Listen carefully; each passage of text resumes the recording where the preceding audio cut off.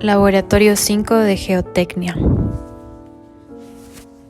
El propósito es identificar la red de flujo que se forma cuando existe un gradiente hidráulico entre dos puntos. Los materiales a utilizar incluyen una pecera de 10 centímetros de ancho, 25 centímetros de largo y 20 centímetros de alto.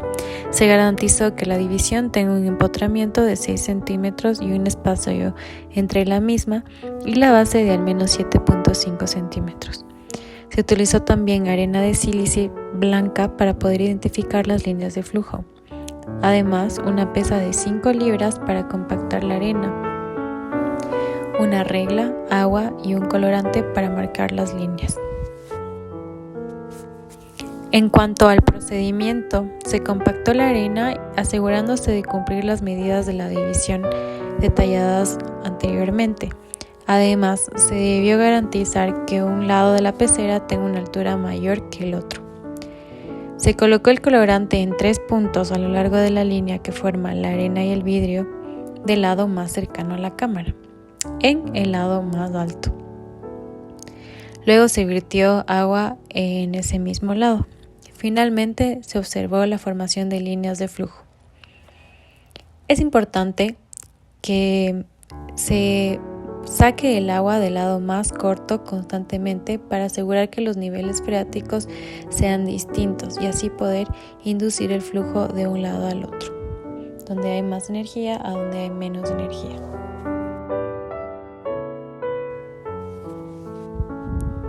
De acuerdo con Das Braha, una línea de flujo es aquella línea que indica el trayecto de los fluidos, en especial el agua, de un lugar con más energía upstream a un lugar con menos energía downstream a través de un suelo permeable. Una línea equipotencial indica las líneas donde la cabeza hidráulica es la misma para todos los puntos, evidenciando así la diferencia en presión y posición que induce el flujo a lo largo de las mismas. Estas líneas son perpendiculares a las líneas de flujo y se puede medir su cabeza colocando piezómetros en varios puntos a lo largo de las mismas. Las líneas equipotenciales y las de flujo forman una red de flujo que sirven para identificar el movimiento del agua y su cabeza hidráulica a la vez. Para comprobar con GeoStudio se establecieron los puntos que delimitan el CERA propuesto al inicio, tomando en cuenta el empotramiento de al menos 6 centímetros de la división. La diferencia es que esta división empieza a 14 centímetros de la base para poder observar con mayor detalle las líneas de flujo. Luego se definió la región de flujo incluyendo la línea de la división. Después se definió el material granular con una permeabilidad de 0.001 metros sobre segundos según los rangos de Das Braha para arenas y en condiciones saturadas.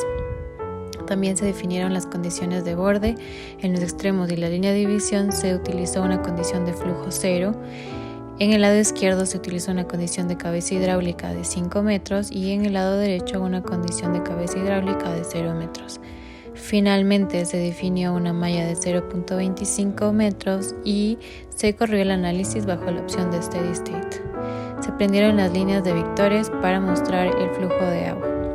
En efecto, se observa que las líneas de flujo se forman desde el lado con mayor cabeza hidráulica y llegan al lado con menor cabeza hidráulica. Al modelar con GeoStudio se aprecian más líneas de flujo que con el experimento físico, pues existe una mejor resolución de datos y además se duplicó el espacio por el que el agua podía fluir. Es importante recalcar que en GeoStudio se utilizaron medidas de metros y en el experimento físico se usaron medidas de centímetros. La escala en GeoStudio se multiplicó por 100.